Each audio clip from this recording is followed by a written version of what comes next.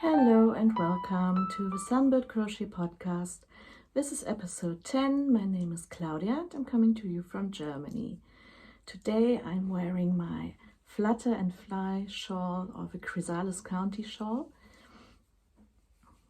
which I've made during the Flutter and Fly crochet along or knit along. And it's a lovely Saturday. We had lots of snow recently. Now it's all melted again, but we are bound to have more snow on Monday. I've been rather lazy today. I slept in, I stayed in bed and read the news and followed some YouTube videos and podcasts. I took a shower and just went easy on the day, and I hope you are going to have a great weekend if you watch this today or tomorrow, and otherwise just having a good time with me today. So let's start right in. I'm going to start with finished objects. This is my first finished object. This is a little Jack Russel dog. I've been following the pattern by Pica Pau, which is in her first book. I'm sitting on it. Animal Friends of Pica Pau. And it's in this book. And he's called Daniel Jack Russel. Daniel Jack is a librarian with a master in library science. He's also a great baker known for his sourdough bread and cinnamon rolls, and occasionally Daniel works as a bartender. He says he likes it because he can wear his beloved bow tie to work. Drinks and rolls aside, what he really adores most of all are books. Not only because of all the knowledge they contain, but also for the book itself, the physical object. Yes, I do as well. Daniel Jack loves the scent of books so much that he can tell you the date of printing just by sniffing the paper.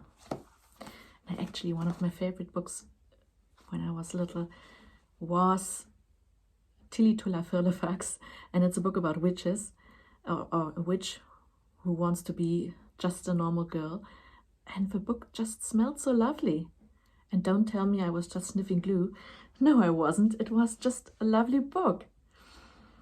But back to Jack Russel. I've been making this little dog because, and let me just take a long way around the story. I've been watching Debbie, the Canadian crocheter, and she was talking about a new challenge, or new to me challenge, called Movie and Stitch, here on YouTube and also on Instagram. And it's about a year-long challenge. You watch every 2 weeks, you watch a movie starting with a certain letter, and it starts with the letter A and ends with the letter Z. So the first project here is related to the movie of my choice, which is All Creatures Great and Small. All Creatures Great and Small is, of course, well known as a series from the 1970s, and also the remake from last year, which I both enjoyed, but there has been also a movie in the 1970s, and I was only able to find a trailer and a few snippets on YouTube, so I've been watching these, and you're supposed to watch the whole movie, but I couldn't. So instead I rewatched some old episodes from a 1970s series, which is my favorite, really. It has Robert Hardy in there, Siegfried Farnan, the vet, the senior vet, and also some great other actors. And I rewatched some of my favorite scenes, like Siegfried, the vet, on the race course, the horse race course, and he is there for a job interview, and I don't remember how he ends up being drunk, and he wants to clean the front window, the front shield window from a car, and he thinks he's taking a rug or a piece of cloth to wipe it, but instead it's a dead chicken. And I don't remember either why there was a dead chicken in his car, but it's so hilarious. Yeah, and also the scene where James Harriet, the main character really from the story, and Tristan Farnan, they are treating a cow for, oh, what's the word? I put it up here as the word, I don't remember. Anyway, it has lots of air in the stomach, and they let the air out by piercing it, and then the whole stable is full of gas, I guess, but they didn't realize that when the farmer lights a cigarette, it makes a whole explosion, and it's just a hilarious series. I enjoyed the series. I've made the dog. This is All Creatures Great and Small, movie number 1, done. And by the way, I've made a few changes. I didn't have just black eyes. I struggle with these eye things anyway, so this is something I can poke through the cotton crochet fabric, and I sew it in from the inside, or from the backs, from the wrong side. Also, I've fixed that ear so that it's like a little bend, and I did that by going with a needle and thread through the inside of the ear, and then I pulled it tighter so that it bends a bit. Just one ear. And I've made the head smaller because if I would have been following the pattern as it is, the head would be even more huge, and this little dog has the tendency anyway to topple over and land on its nose if I put it down on the table. And I've also made a different bow tie. I've just made my own version of it. But yeah, I'm really pleased. He has a little waggy tail, and I'm happy with my stitching here with the mouth. I think he looks really, really like a happy dog. Happy little Jack Russel dog. So that's my first project and my only finished object. But talking about the Movie and Stitch challenge, I've started already with my second one, and this time it's a movie starting with the letter B, and I've chosen the movie Bell, Book and Candle with James Stewart and Kim Novak. And this movie is about a witch who wonders what it would be like to be a normal woman.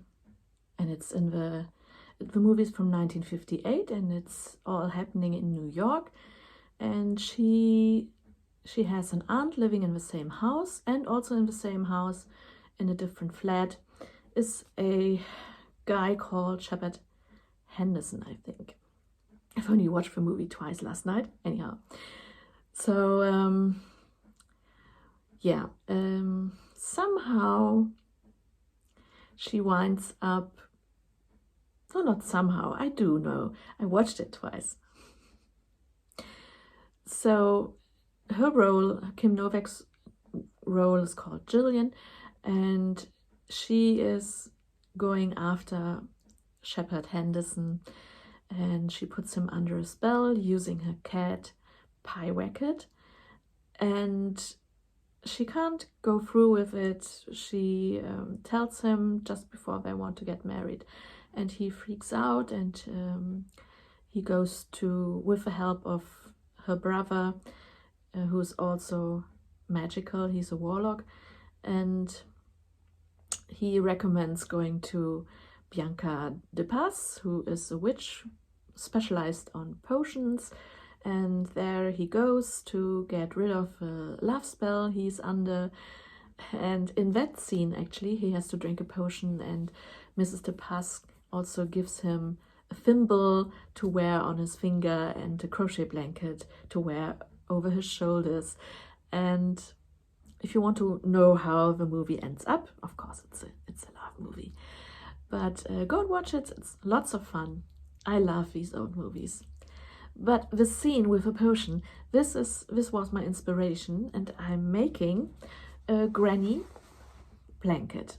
It's going to be a small blanket because it's supposed to be for a cat. Yes.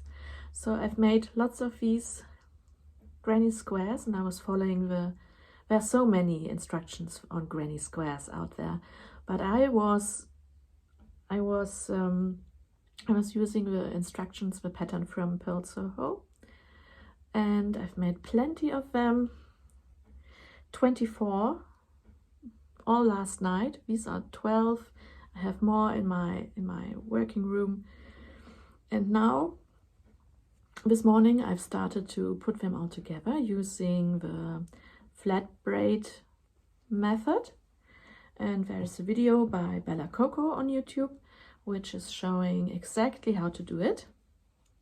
Or maybe I should tell you first which yarns I'm using mainly Stylecraft Special DK. This is the color Duck Egg Blue, and I've also been using the color Spice, which is this orange here, and that's the Duck Egg Blue. And in the middle, I think that was Shrimp. This is Shrimp, but I've also been using Tomato. I'm just working up my leftovers from stash, and I'm also using for this lighter here. This is actually a very light pink. I don't think you can see it. I've been using a very cheap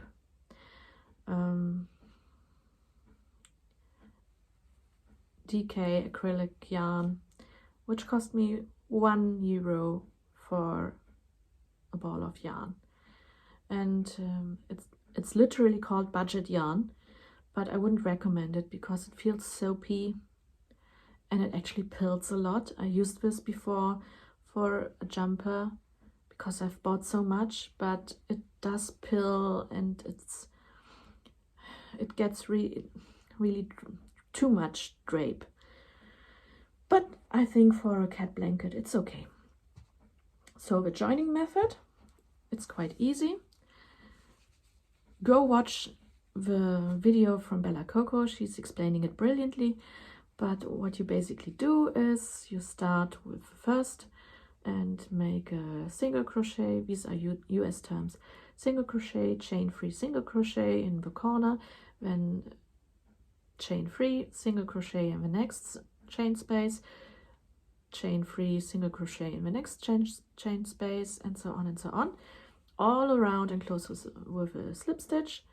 The next one you join, you start in the, if you see it like this, you start there, not in the corner but in a chain space, and you work your way all around in the same pattern until you reach the corner where you want to join.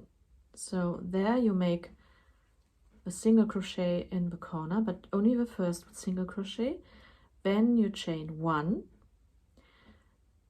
then you move your hook into the corner chain space from the first square, and you make a slip stitch to join, and then you chain 1, go through. Go and watch the movie, the instructional movie on YouTube by Bella Coco.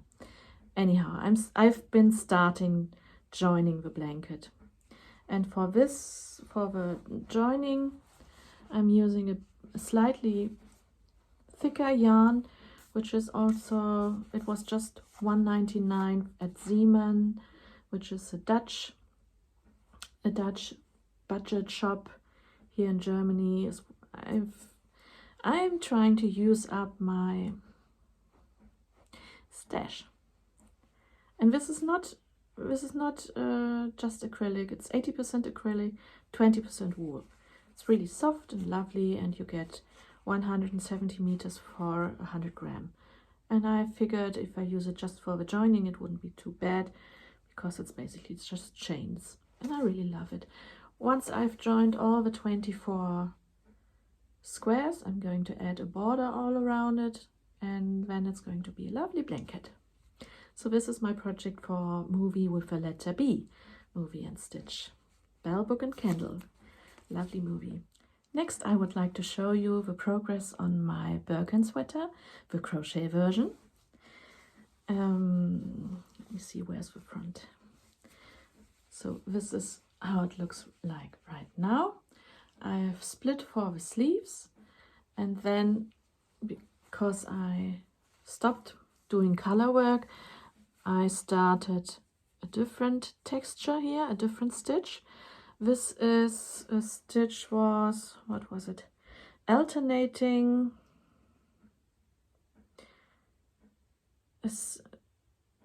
That was a single crochet and a spike half double crochet in the next, and then single crochet, spike half double crochet.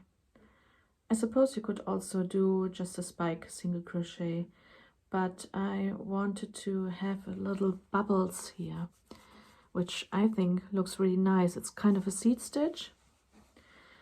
And after I made 1, 2, 3, 4, 5 rounds of this, and then I changed to a different one because I wanted to gradually move into just half double crochet stitches. So what I did was 2 half double crochets, 2 front post double crochets, 2 half double crochets, 2 front post double crochets, which is this area here. And after 1 row of these, I'm now at just plain half double crochets, and I'm holding the yarn double. These are 2 strands of Holst yarn.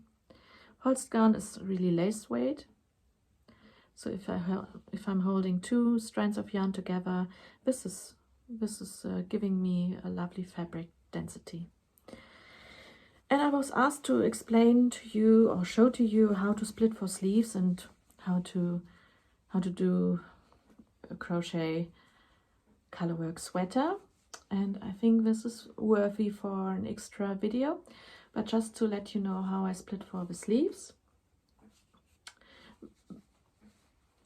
The great thing about working jumpers from the top is that you can actually put it on and try it on and see where the sleeves should be.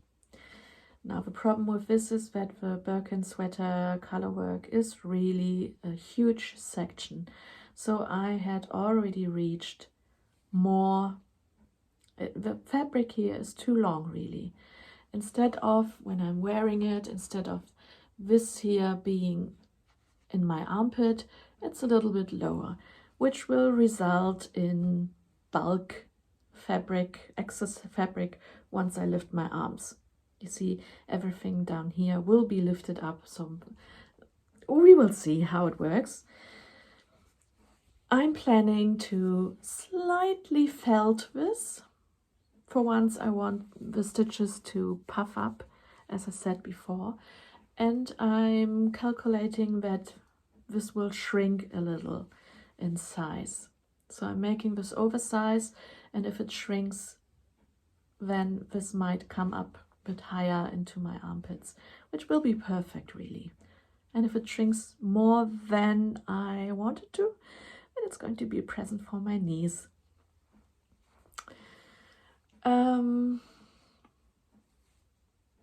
Well, godchild, not knees. I call her my knees. So this is where I am. I basically put it on when I felt, okay, here are my armpits, and I made markers here and there. Then I folded the sweater. I counted how many stitches until my mark, and then I counted the same stitches on the back side and made another marker here. All right. Then I measured the fabric from marker to marker, and I measured the circumference of my upper arm. This was less fabric length so I had to add stitches underneath the arm. You see there, this part. You can't just pull this close and hope for the best.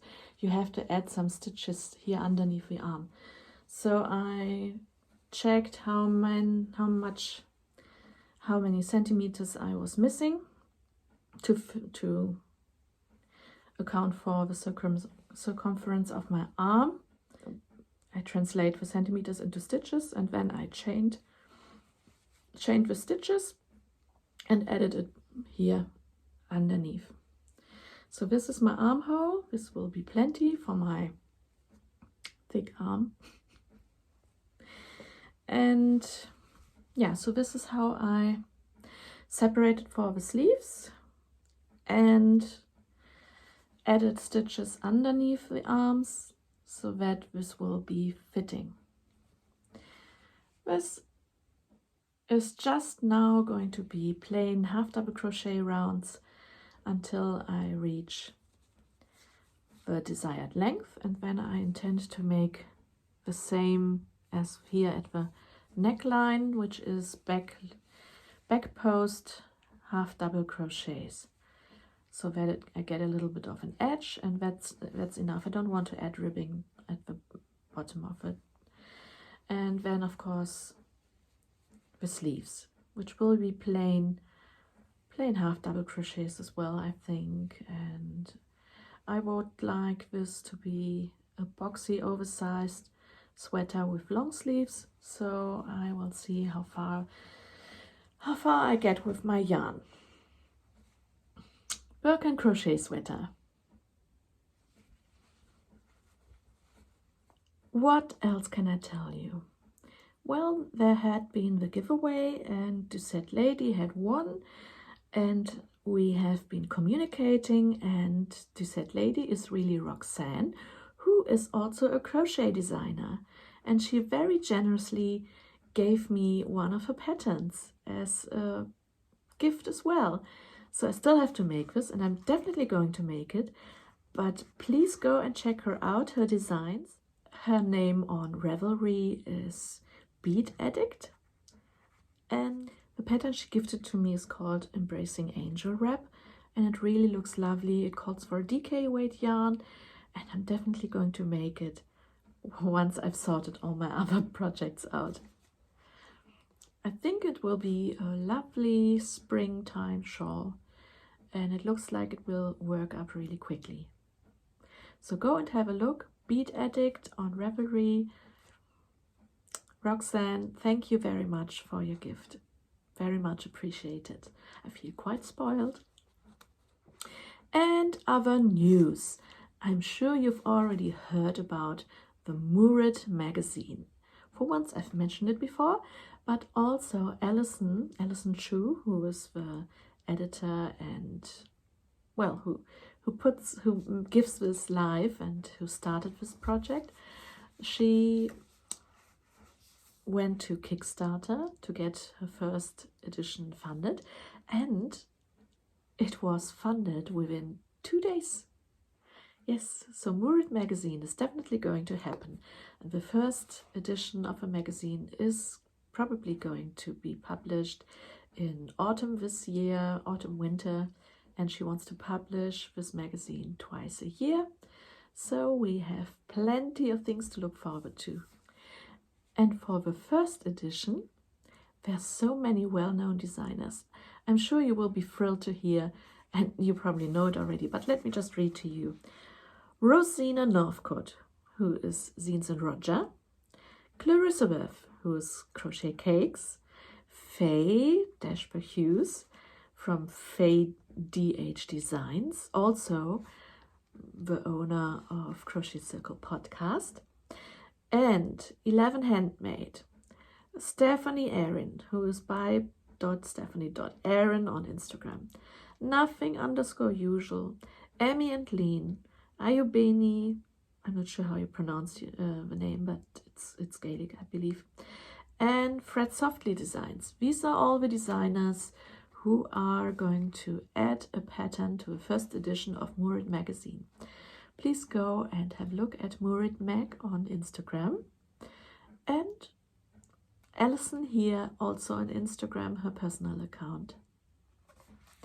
I'm really excited about this new magazine, and I was one of the people, the crochet lovers, who put some money into this project on Kickstarter, and I can't wait. I really can't wait. This is exciting news. Shall we move to incoming? I've got 2 incoming things today. Let me just go and grab them. All right, so I mentioned that I had ordered yarn in Cornwall last time. That yarn never arrived here. I suppose Brexit problems, animal product problems and customs, such things. I'm not really sure.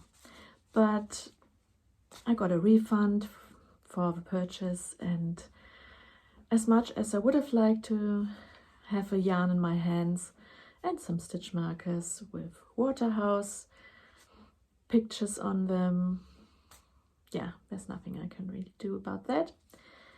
So in frustration, no, not really in frustration, I've been looking at Etsy shops based in Germany who are selling wool, and I was particularly interested in hand-spun wool and naturally dyed wool.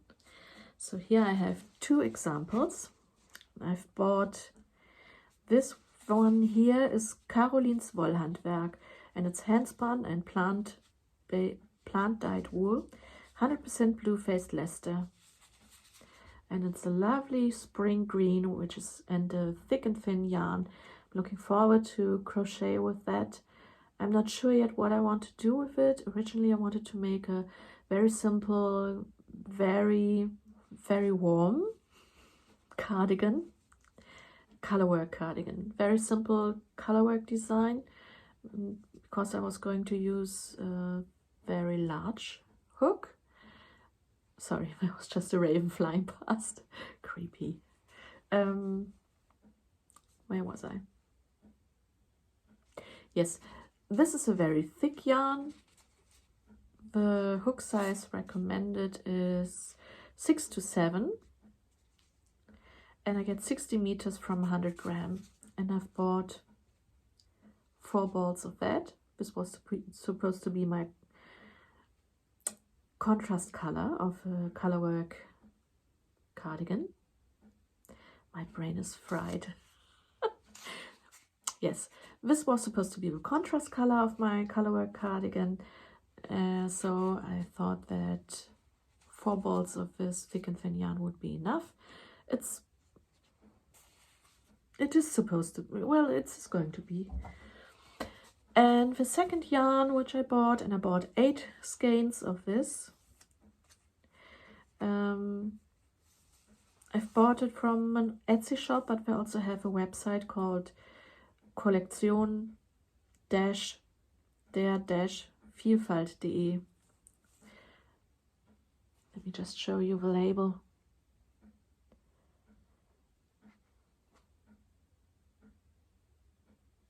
This yarn is very rustic, and it's very sheepy. This shop is selling wool from rare German breeds. And this is from Weißes Bergschaf, which is the white mountain sheep, which is a crossbreed between Bergamasque, which is a sheep breed from Lombardia, northern Italy, and an Austrian sheep breed from Tyrol, which is an area in Austria. And it's quite a sturdy, big sheep in white, and it lives in the southern regions, mainly in Bavaria in Germany, and it has a very prominent nose area, like a Greek profile, you know what I mean. I learned a new word, ramsnasig. It's a really silly name. So it has a quite a huge nose area and really long and white flappy ears. It's kind of cute. I think I have a picture. We just see, because they gave a brochure to me. So these are all rare breeds. And there it is. It's the one at the bottom. This one here. So on the photo, the wool actually looked much whiter and fluffier, but this is really, really robust, and I don't think I want this near my face. And now I don't know, shall I make the cardigan or not? Also, it's not really white, it's more like a cream. And I'm, to be honest, I think this will land right back into my stash until I come up with an idea what to make with it.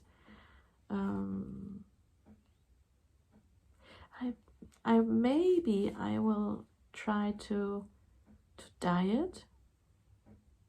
I would like to have it in a chestnut brown. I don't know yet. So this has a hook size or needle size 4 to 5, and I get 110 meters for 100 gram, and I've got eight of these. It does smell lovely of sheep, and yeah. So these are my incoming things. Was it sensible? No, it wasn't. Will I make something out of it? Of course I will. I just don't know when. So I don't know. It would have been lovely, wouldn't it? Maybe I still get an idea. If you have one, comment down below, please. Let's move on to upcoming plans and projects. I am sure you know Sophie of a Spring Snowflake podcast, who also has a group on Mighty Knitworks, and she's going to run a blanket finish along, especially for Sophie's Universe blanket. Now, Sophie, I don't think that she was the inspiration for Sophie's Universe blanket. I could be wrong, but Sophie's Universe blanket is a pattern by Gregory, who's a South African living in the UK. And the pattern is free on her website, but she also published the whole pattern, because it's really extensive, as a magazine booklet, which I've bought. Yeah, I used the website instructions and patterns. Also, there's a YouTube channel which is showing you every step, every row of the whole pattern. So you can follow this. If you can't read patterns, you need the visual instructions, then go and have a look. It's called It's All in a Nutshell, and I'm going to link it down below. And yeah, this was how I learned the more tricky crochet projects. It really brought me a long, long way forward. But I never finished the blanket. I can show you how it looks like right now.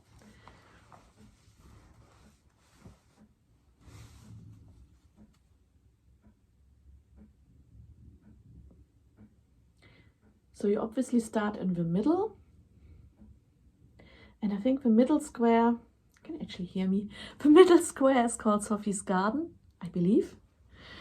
And then it got the extension here, and this is so beautiful, the blanket. I mean, it's stunning, the flower details here. But right here, I finished, and I don't really know where I am in the middle of pattern. It wasn't too much to go, but I just ran out of puff. And I'm not the only one. Sophie, I has also an unfinished Sophie's blanket, Sophie's Universe blanket, and others as well. So she's going to run a finish along. I'm looking forward to that. And I have to go into my stash and get out all the yarn which would work with this color-wise. Just have a look again at the detail. It's awesome, awesome, awesome. And I suppose there's nothing wrong if you haven't an unfinished Sophie's Universe blanket. Why don't you start one? By the time we do the finish along, you can already catch up with us. So go and have a look. I'm going to link the pattern down below. It's a free pattern on her blog, as I said. So this is upcoming plan. I want to finish this.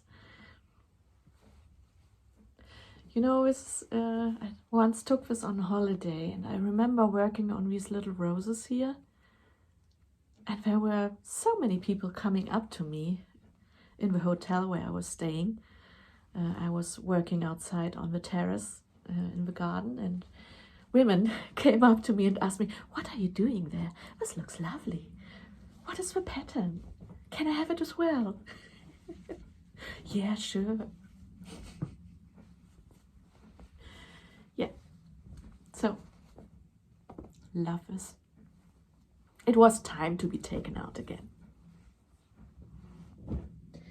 Do I have something else? Let me check my notes. 2 more things, none of them related directly to crochet. First, I've been watching Bridgerton. I think every one of you, no, not everyone, but many of you mentioned, many of the podcasters I watch mentioned watching Bridgerton. And like me, I watched them all episodes from season 1 within 2 days. And yes, it's a guilty pleasure that I actually read all the books beforehand, before it came a Netflix series. It's not high literature. It's just fun and a bit of, I don't know, probably chick flit, whatever. It's just light entertainment, let's say it like this. But I think they really made a nice series, and I actually enjoyed they had this classic music in the background, and they were dancing to it in this old-fashioned kind of dancing where you're not supposed to touch too much of each other, and you just dance parallel and all these glances. And then suddenly it dawned on me, this is actually a Maroon 5 song they are playing with violins and stuff, and it's so cool. I really liked it. It's when I say it here, it's in my inner ear, in my head, the music. Yeah, and that was so successful. They're already filming season 2, and the Bridgertons are a family of, a widow with her 8 children, and the children are named alphabetically. Eldest is Anthony, and then there is Benedict Bridgerton, and there is, Colin Bridgerton, then Daphne Bridgerton, who was the main focus in the first season, and Eloise, and Francesca, and then there's, who's G? George? I think it's George. And the youngest is Hyacinth. And we've started the first season with Daphne and her love interest, and the second season will be about the eldest, who's Anthony. He's a bit controversial because he has a violent side, I think. It depends how much you can oversee the old-fashioned role of man and woman. But if you just enjoy it as a light-hearted entertainment, I think it's going to be a lot of fun. Most of all because no one of his siblings take him as serious as he himself sees himself, if I make sense.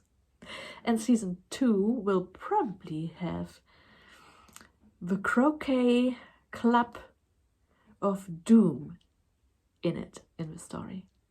If you've read the books, you know what I'm talking about. I'm looking forward to Anthony getting a good, not upcoming, but a female counterpart who's going to be able to stand up to him. I think that's exactly what he needs. So let's wait for season 2. More romantic stories. Okay, so before I finish, I wanted to talk about posture.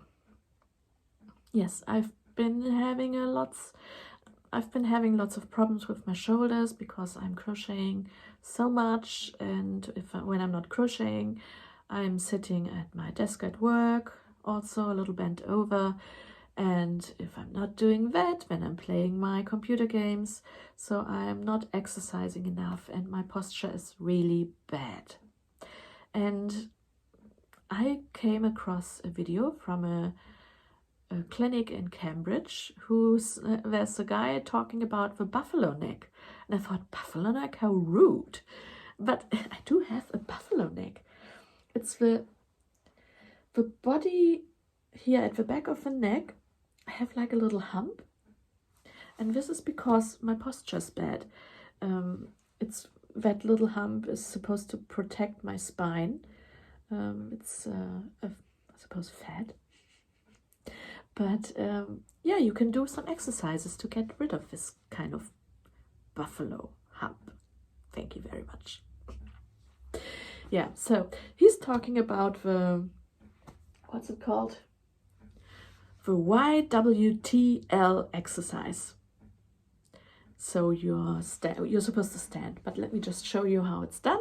And I'm going to link his video down below because he has lots of great tips for posture. So you move your arms a little bit behind and your head backwards a little. And this is the Y. And I'm not going to break into a song of YMCA. No, it's not that. So this is the Y. Then you move your arms to a W. And did you hear just that?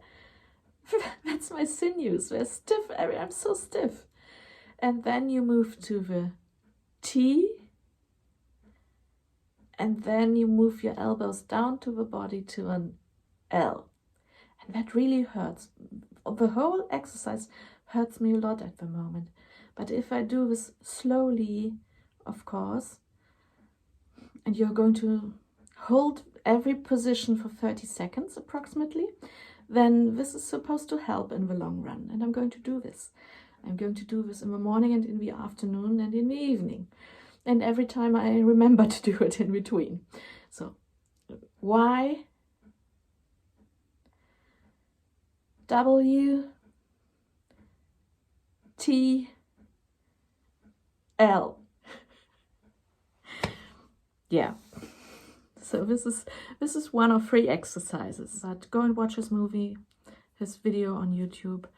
I'm linking it down below, and let's do something for our health as well. So that's all from me today. I hope you're having a great time. I hope you're going to join in with some of the Cals, Melts and challenges I mentioned. I hope to hear from you as well soon, and I hope to see plenty of projects from you on Instagram. And if you have your own website, blog or podcast, then please link that down below. I would like to have a look, and I'm going to see you next time. Bye bye. Keep safe and healthy.